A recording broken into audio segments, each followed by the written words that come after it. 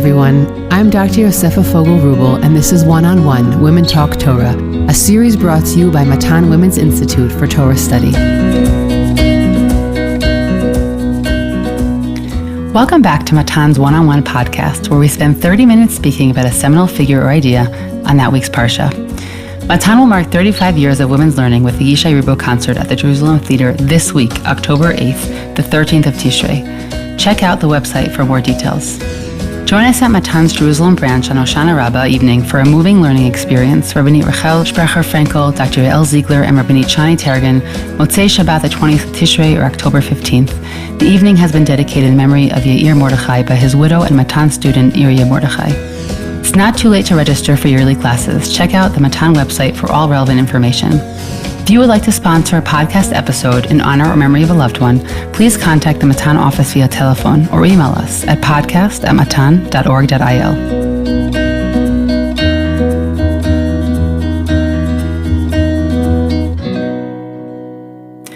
Parshat Ha'azinu is comprised of a poem describing the consequences of Israel's anticipated betrayal of God, a real negative prediction on the part of Moshe. The poem emphasizes God's faithfulness and Israel's betrayal. God brought the people through the desert and into the promised land, and the people squander the opportunity and forget God. In a measure-for-measure punishment, God withdraws from Israel, and they suffer from war and natural disaster. God only saves Israel from total destruction in order to prevent the enemy from claiming credit for itself. Today, I have the pleasure of speaking with Sara Tillinger Wolkenfeld to speak about the ways we hear Torah and the prophets of oral Torah, connecting with the form and function of the Ha'azinu poem. Sara is the Chief Learning Officer at Sefaria, an online database and interface for Jewish text, and is also a fellow at the Hartman Institute of North America. She writes about Jewish texts and Jewish law, and her current projects focus on applying Talmudic ideas to questions of advancements in digital technology. Sara, it's a pleasure speaking to you.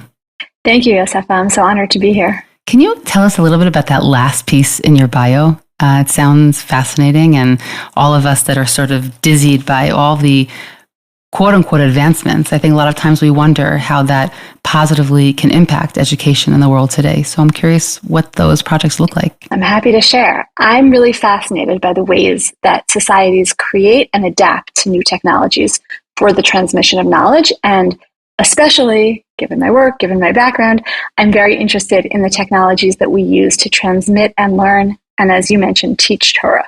The Torah itself emphasizes again and again, including in Parshat Ha'azinu, the importance of passing Torah on to the next generation. And so it makes sense to me that being extremely thoughtful about the ways in which we do so is crucial to the future of the Jewish people. And I'll also note, since you mentioned the question of, is technology a progress kind of thing, or do we have negative feelings about it? When I speak about technology, I know that people's minds often go immediately to digital technology. And so I just want to be clear that I'm using the term really broadly to refer to things that people build to mediate the world, or the human-built world. So books are a technology, language is a technology, scrolls are a technology. Anything that humans build in order to fulfill a human purpose, to quote one scholar, can be described as a technology. I'm not sure that all of our audience is familiar actually with Sefaria. So I know that this isn't really a podcast episode about what is Sefaria, but maybe just describe it in a few sentences. As a teacher, it's a resource I use, I guess I would say probably daily. So thank you for that. If I can use this moment as an opportunity for gratitude. But tell us also just in a few sentences what Sefaria is. B'simcha, and we're honored to play that role for so many teachers and for so many learners across the world. Sefaria is, as you mentioned in your intro, a database. It's a learning tool to help all Torah learners engage more deeply with Torah. Our mission is to open up access to Torah, to the core Sfarim of our tradition, to all those who want to learn, and to bring Torah into the digital age, to maximize the potential of Torah in the digital age, so that we're really being thoughtful about what it is that digital technologies can help us do in combination with, or sometimes as replacements for, older technology. So on a practical level, also just say that as teachers use it for basic access to lots of different texts, there's a lot of different amazing functions for how we can make source sheets and then share them with the world in a very wonderful formatted way. There's a lot of different functions how you can actually compare texts on Sefaria. And in a very important caveat, I'll say it's free, which is a difference from other digital technologies out there that provide access to text. And there's so many more things, but for anyone who's not familiar with Sefaria at this point, I really encourage you to go check it out because it's a wonderful interface. It has notoriously also Steinsaltz's commentary on the Gemara, which is a big one that people use it for as well. So please go and check that out and see. They're constantly adding new books to the database of the books there. And that's a tremendous gift to teachers and learners all over the world.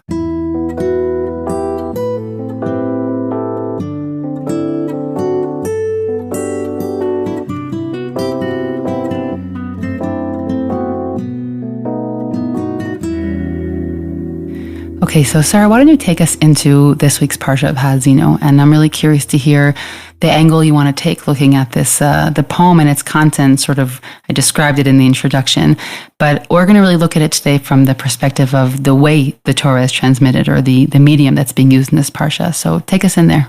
That's right. I think that this week's Parsha really begs the question of what's the best medium for learning Torah.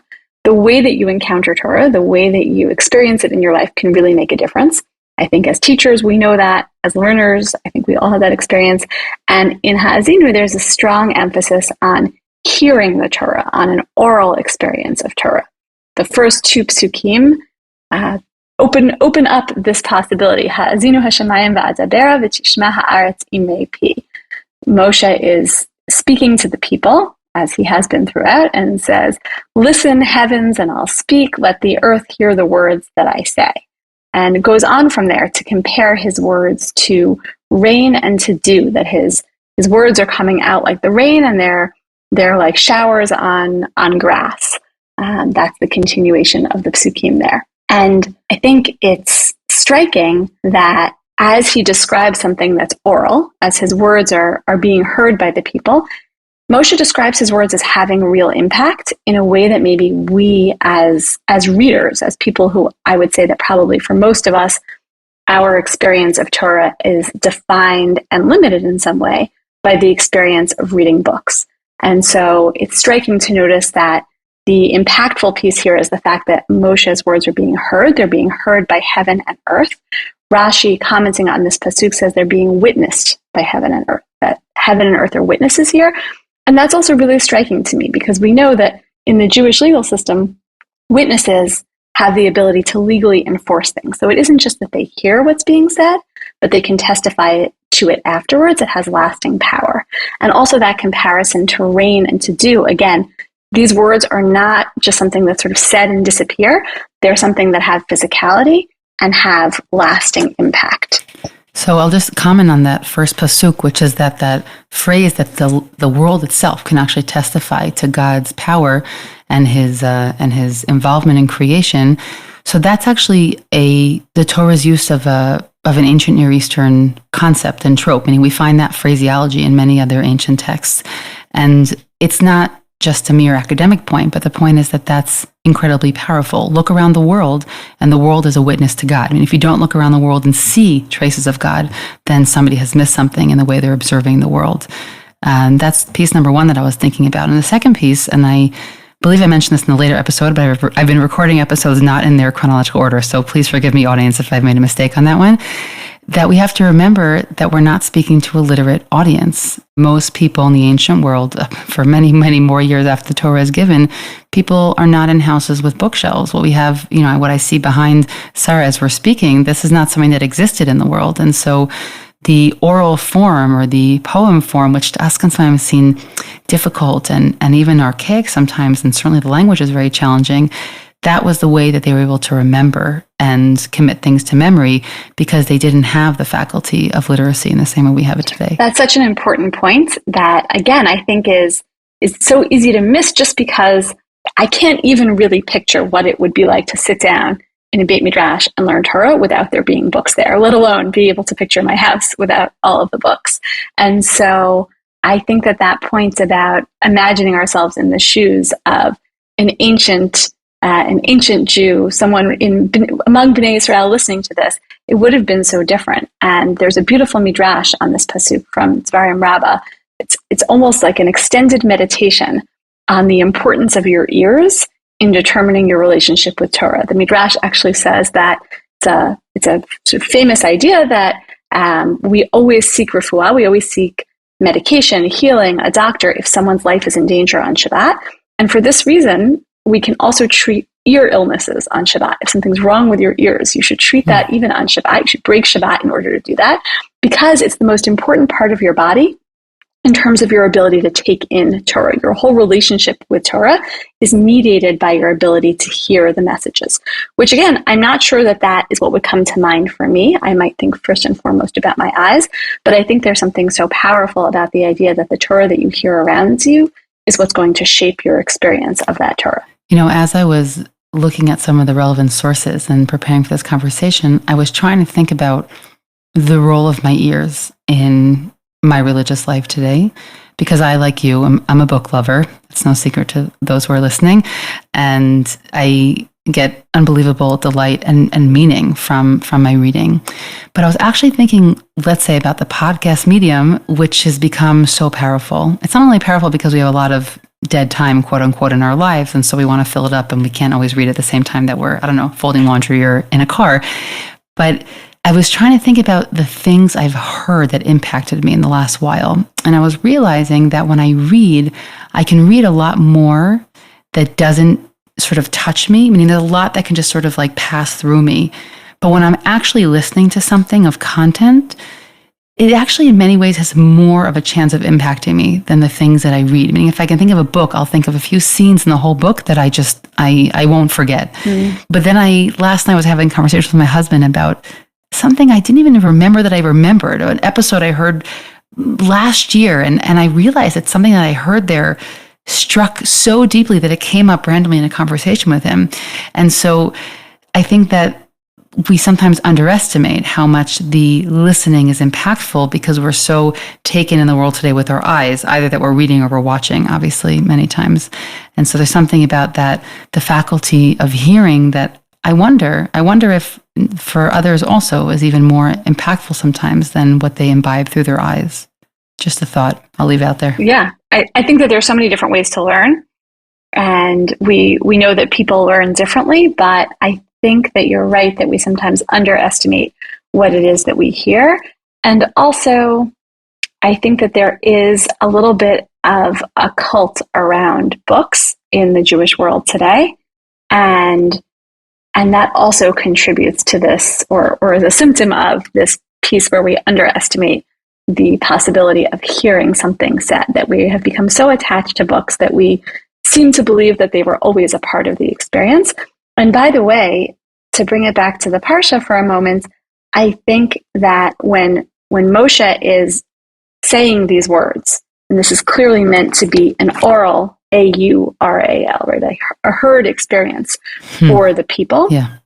There's really nothing right here in this poem that tells us whether it was meant to be an oral experience or a written experience for the one reading it. And in other places in the previous parak, there's a reference to writing where God actually says, Kitvu lachem et hashira hazot, that write down this song. And there's a debate in the Mefarshim, is this all of the Torah? Is this Ha'azinu? Maybe it's something else. And so even that question of what's the experience? Are we supposed to read this poem out loud so everyone can hear it? Are we supposed to sing it? That's also a suggestion in the Mefarshim. Are we supposed to recite it from memory? And so that also, I think, changes the experience for both the reader and I think also for the people who are hearing it to know that it comes from within a person or it comes from a written text that's in front of that person. Right, that's a great point. And to remember that's connected to that previous piece there. We mentioned that also very briefly in a different episode. I would say, by the way, that on a basic level, the Shira Hazot is Ha'azinu, meaning whether or not it's also the Torah is a question, but it's very hard to say that it's not speaking about Ha'azinu. And that's a really important point, that this was definitely intended to be written down and read for eternity, but it also still means that the people themselves weren't holding a copy in their hands. I will say that one of my children had to memorize the entire poem last year for school. It's a really, really, really hard poem to memorize, and she did unbelievably. But it also is very powerful. And, she doesn't understand most of it, but there it is, committed to memory.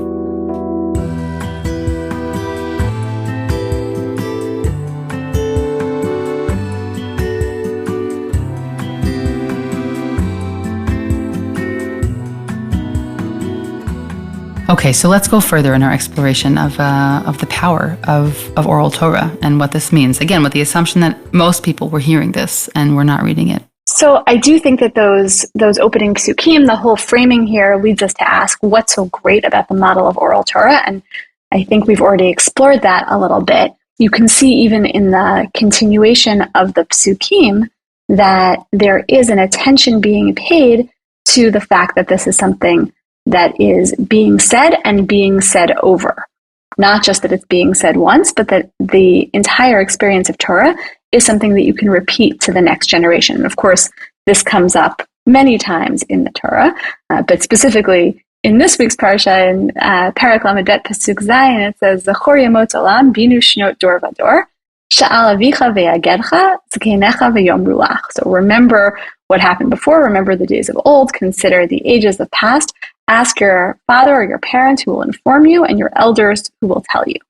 And that, I would say, is an important advantage of oral Torah, is that it can be used to form relationships in a way that I would argue books cannot or often don't. If I have to tell you the information that I know, that means that we're sitting here speaking together. And that's the beginning of a relationship between the two of us that can continue through our conversations, through our chavruta, through our learning together. And I think that that's a piece of oral Torah that maybe is picked up by podcasts, to your point, that once I've learned from you over a podcast, I've heard your voice. And that's really different. Actually, the Netziv, commenting on that first pasuk, Ha'azinu hashamayim va'adabera, Moshe says, I'm going to speak. The Netziv says, adabera, that it's Moshe was speaking like in a very strong, forceful way. And that's something else about oral Torah, and maybe to your point about the things that stick with you when you hear them, is that you can nuance things when you say them out loud in a way that you can't when you write them. I think we've probably all had the experience of a text message that is misinterpreted. It's a joke, but the humor doesn't come through. It's serious, but they think it's a joke, because it's very hard to nuance your language when it's written. I'll also add that even the narrative texts in the Torah, many, many scholars often call us to remember that these were likely texts that were first spoken as stories throughout the generation.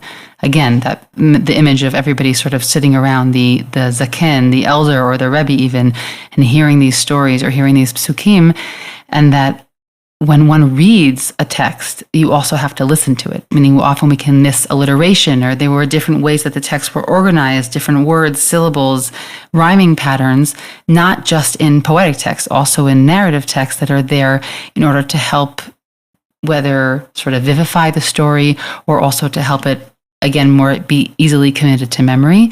But that concept is not just in the poem, it's really all of storytelling in general. That's the power of hearing stories, thinking about, magical moments with a family member or a grandparent, or all those memories that people can have throughout their life, or these moments where you're enraptured by a story, and that is the power of it. Whether you're giving over Torah, whether you're giving over stories or even family lore, all of that is sort of a very powerful meeting of people, of souls.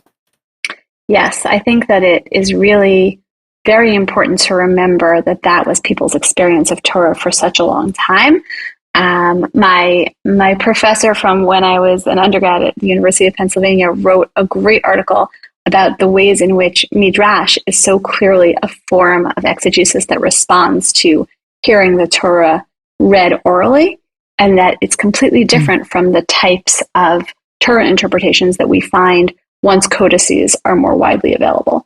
And once you see that, or at least for me, once I saw that, I couldn't unsee it, that it seemed so obvious to me that my experience of texts is entirely shaped by reading them. And this is something that educators sometimes say to me, that it's so important to them that students see the words written on a page. And educators have gone so far as to say, well, that's like more authentic, right? That's the way it's supposed to be. We're supposed to have students reading, studying Sefarim. I'm a big lover of Sefarim, and I don't not support that vision. And also, I think it's just one of a range of authentic visions that we could have for how texts of Torah are experienced and taken in.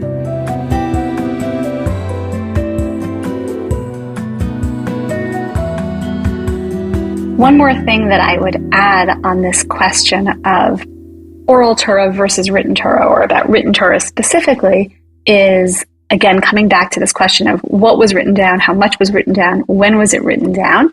The source for the mitzvah to write a Torah scroll, to actually write down one's own Torah, is sourced to the previous parak, Dvarim parak Lamed Aleph, and the Sefer HaChinuch most famously, but Sifrei Halacha in general talk about this mitzvah, that one should write down a Torah scroll for oneself, that this is something that everyone should do. And he even talks about establishing a place to learn, having sofrim, having scribes write lots of different books, and that it's a bracha, it's a blessing to be able to write down Torah. The Gemara also speaks about this, about the mitzvah of writing down a Torah, and that even if you already had one, you should write it down, which I think just provides another way of thinking about technologies of transmission. You mentioned, Yosefa, that your daughter had to memorize the entire Shira of Ha'azinu. So not only did she recite it, but she had that experience of committing it to memory.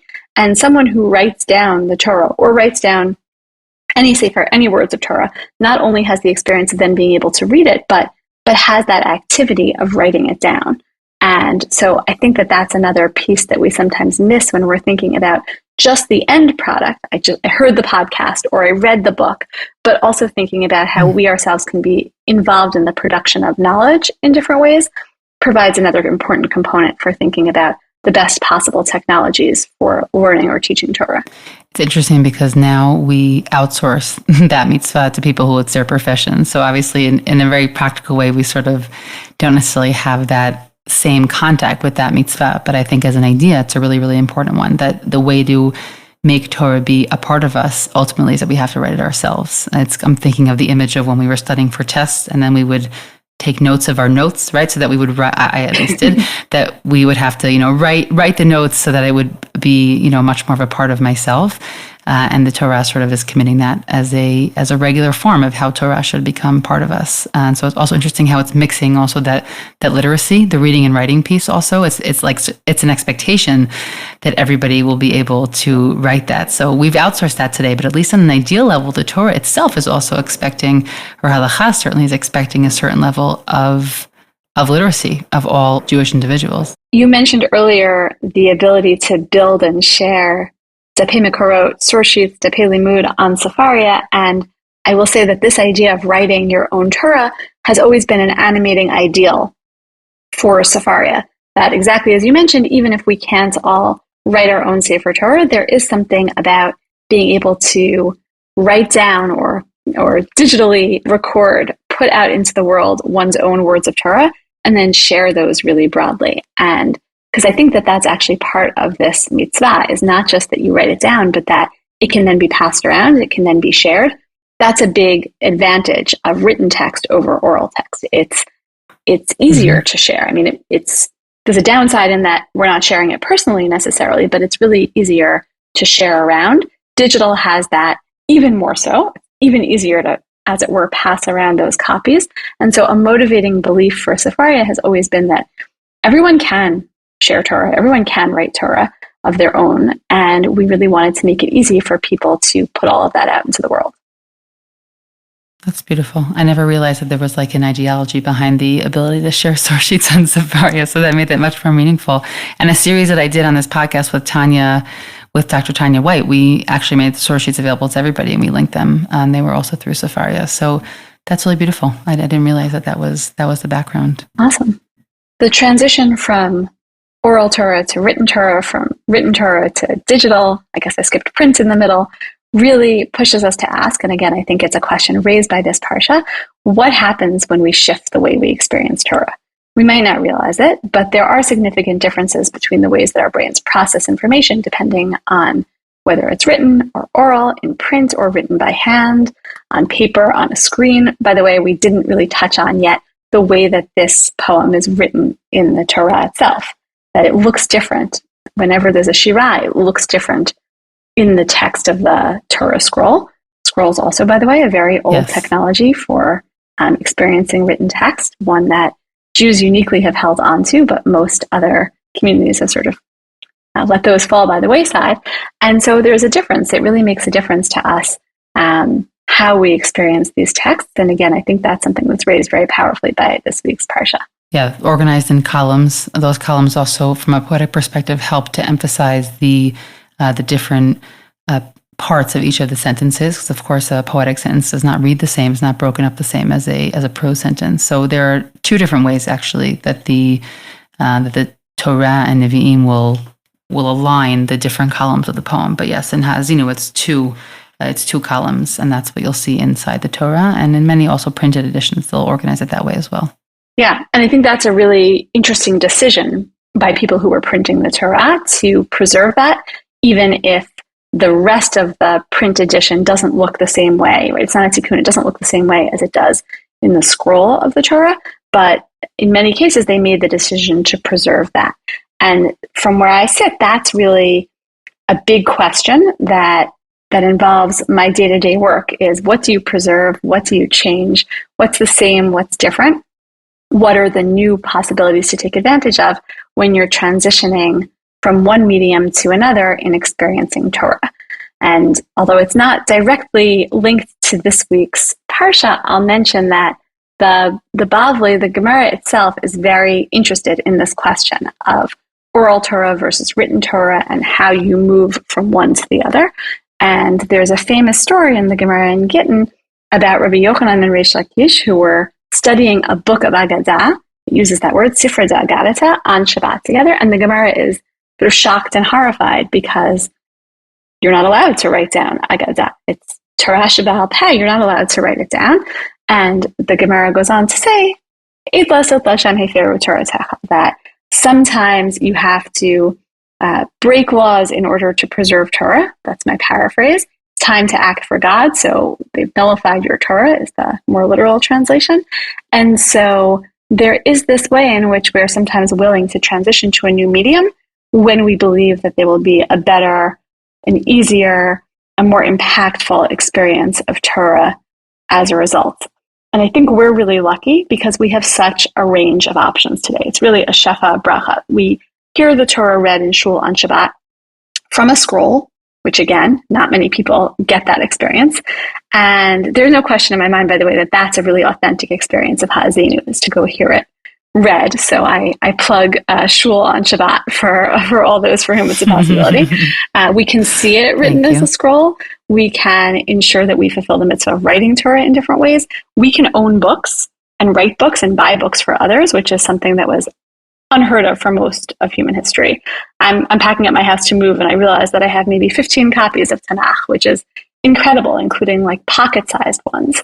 So I think we have all of that, and we have the ability to look at new technologies such as digital and explore the options that they offer with a really careful and honest assessment of what will help us pass down Torah and bring more Torah into the world. And I think that story that you brought from the Gemara in Gittin represents what always happens, which is that whenever we change or adapt to a different medium, we always will have the naysayers. It goes back to my introduction when I said progress in air quotes, right? Those of us who are, might be doubtful or not sure about the changes that are happening in the world. For example, let's say like the Kindle and making books electric, and you sort of say, well, what do you mean you're not going to turn pages anymore, right? You're what does that mean? And how you can't smell the book, right? All those natural doubts that will come up when we think about changing mediums. But I love the point that you just brought up, which is that you don't have to look at it as that time is changing and it's forcing things to be passé, but that we're just living in a time where there are many options about the ways that we can, specifically in our case, interface with Torah, the way we can experience Torah, the way we can read it and learn it. And that is nothing more than an abundance in this world. It doesn't have to instill necessarily fear or concern, because we still have all of those mediums available to us. We have the scrolls, we have the books, and we have the digital. And I think that that's a really beautiful point about the abundance that we're living with today. Sarah, thank you so much for this conversation. I think it really opened up a number of new ways for all of our listeners to think about this parsha, to think about the way they themselves experience Torah and the different ways they interact with the world and with their knowledge. Thank you, Yosefa. This has been such a fun conversation, and I really appreciate the invitation. I hope you've enjoyed this conversation as much as I did. I'm Dr. Yosefa Fogel-Rubel, and this is One-on-One Women Talk Torah, a series brought to you by Matan Women's Institute for Torah Study.